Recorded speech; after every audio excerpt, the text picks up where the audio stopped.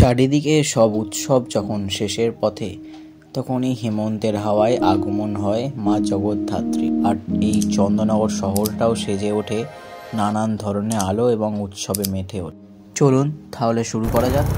তো বন্ধুরা, আমরা সেদিন সিঙ্গুর থেকে ট্রেন ধরে চলে গিয়েছিলাম হচ্ছে শেওড়াফুলি, এবং শেওড়াফুলি থেকে আমরা ট্রেন ধরে ডিরেক্ট নেমে যাই মানকুণ্ডু। এবং মানকুণ্ডুতে আমরা একটু হেঁটে স্টেশন থেকে নেমেই সামনে দেখতে পাই যে একটা প্যান্ডেল, এবং এই প্যান্ডেলটা আপাতত আমার থিমটা ঠিক মনে নেই কি নাম, বাট প্যান্ডেলটা অল ওভার গুড। তারপরে হচ্ছে আরেকটু সামনের দিকে হেঁটে আমরা দেখতে পেয়ে যাই আরও একটি প্যান্ডেল। তো তারপরে ইতিমধ্যে আমরা চলে আসি হচ্ছে নতুন পাড়া সার্বজনীন, এবং তো এখানকার তো এবছরের থিম হচ্ছে মাটির টানে। তো তোমরা দেখতে পাচ্ছ অল ওভার প্যান্ডেলটা খুবই সুন্দর এবং প্রতিমাটা তো আরও দুর্দান্ত। তারপর আমরা চলে যাই হচ্ছে আর একটা প্যান্ডেলে, এবং এই ক্লাবটার নাম ছিল নিউবিক বাগান নববালক যুব সংঘ।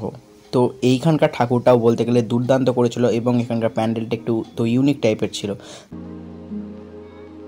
তো সেই ঠাকুরটা দেখা কমপ্লিট করে আমরা হাঁটতে হাঁটতে চলে যাই তো আরও একটি প্যান্ডেলের উদ্দেশ্যে, এবং এখানে সামনে পেয়ে গেছে একটা প্যান্ডেল, এবং প্যান্ডেলটা ভেতরটা দুর্দান্ত করেছে এবং লাইটিংয়ের কাজটাও খুবই সুন্দর। তো এবার লাইটিং দেখা কমপ্লিট করে হচ্ছে আমরা আরও একটু এগিয়ে যাই, এবং প্যান্ডেলটা বলতে গেলে খুবই বড়, আর প্রতিমাটা দেখতেই পাচ্ছ ডাকের সাজে কত সুন্দর লাগছে। তারপর আমরা চলে আসি আরও একটি প্যান্ডেলে, এবং এই প্যান্ডেলের প্রতিমাটা ডাকের সাজের জন্য আরও দুর্দান্ত লাগছে। তারপর আমরা চলে আসি ভূতের রাজা দিল বর এই প্যান্ডেলটাতে, এবং এই প্যান্ডেলটা বাইরে থেকে যতটা না ভালো লাগছে, ভেতর থেকে আরও দুর্দান্ত এই লাইটিংয়ের জন্য।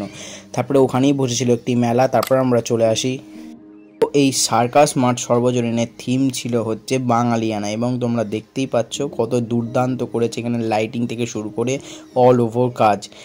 তো এবং ঠাকুরটাও বলতে গেলে ডাকের সাজে তো কারণে দারুণ লাগছে, বেশ এক মায়াবী টাইপ। তারপরে হচ্ছে গাইস আমরা আরও একটু হেঁটে চলে আসি চন্দননগরের রানীমাকে দেখতে, এবং তো এখানকার থিম ছিল হচ্ছে একটি রাজবাড়ি, এবং তো রানীমাকে দুর্দান্ত লাগছে। ওখান থেকে হাঁটতে হাঁটতে আমরা চলে যাই হচ্ছে দৈবিক পাড়ার তো পুজো দেখতে। তো এবং এখানকার প্যান্ডেল এবং অল ওভার লাইটিং করেছিল দুর্দান্ত, এবং তো এখানকার প্রতিমাটা বলতে গেলে আরও সুন্দর করেছিল, এবং তো এখানে একটা যে ছায়া যে ব্যাপারটা ছিল এটাও দুর্দান্ত ছিল। তারপরে হচ্ছে আমরা চলে যাই তারপর গাইজ আমরা চলে যাই হচ্ছে হাটখোলা মনসাতলা পুজো কমিটি। তো এখানকার থিম ছিল হচ্ছে যে খড়ের সাহায্যে নানা ধরনের আর কি, তো এখানে তো ডিজাইন ছিল যেগুলো আর কি দেখতে অপূর্ব ছিল এবং দুর্দান্ত, এবং এখানকার ঠাকুরটাও বলতে গেলে খুবই সুন্দর এবং দুর্দান্ত। তো যেটা আমি তো তোমাদের ভিডিও দেখেছি কাছ থেকে, তোমরা দেখতেই পাচ্ছ। আরও হাঁটতে থাকি, এবং তো ইতিমধ্যে আমরা চলে এসেছি আরও একটি প্যান্ডেলের সামনে। তো দেখতে পাচ্ছ এই প্যান্ডেলের লাইটিংটাও আর কি বলতে গেলে খুবই সুন্দর এবং দুর্দান্ত করা হয়েছিল।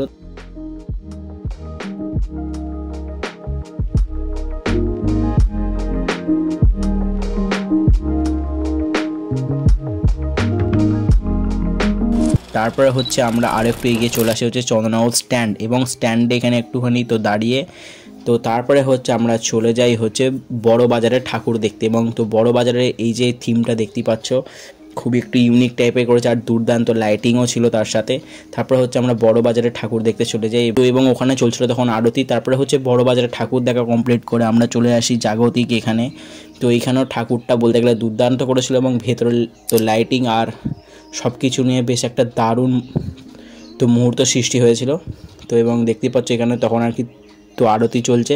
তারপরে আমরা চলে আসি সেই ওই সার্ফি জলের যে স্ট্রিটটা ছিল, এবং তো এই জায়গাটা বলতে গেলে সত্যি করেরই আর কি তো দারুণ লাগছিল, মানে এত সুন্দর তো বলে বোঝানো যাবে না। এবং তোমরা যারা গেছো তারা তো আর কি তো জানোই যে জায়গাটা কেমন লাগছিল, এবং তো খুবই দুর্দান্ত করেছিল এই জায়গাটার লাইটিংটা তো বেস্ট। মানে এই জায়গাটা যারা দেখতে যাবে তারা হচ্ছে চন্দননগর স্টেশন থেকে যারা তো ওই স্ট্যান্ডের দিকে যাবে তারা হচ্ছে এই দিকটা তো দেখতে পারবে, এবং তোমরা যদি মানকুণ্ডু থেকে চন্দননগর দিকে যাও তো তাহলেও তোমরা দেখতে পাবে আর কি। তো তারপরে হচ্ছে আমরা চলে আসি হচ্ছে বাগবাজারের ঠাকুর দেখতে, এবং বাগবাজারের ঠাকুর তোমরা দেখতে পাচ্ছ আর কি খুবই তো বড় করা হয়েছিল।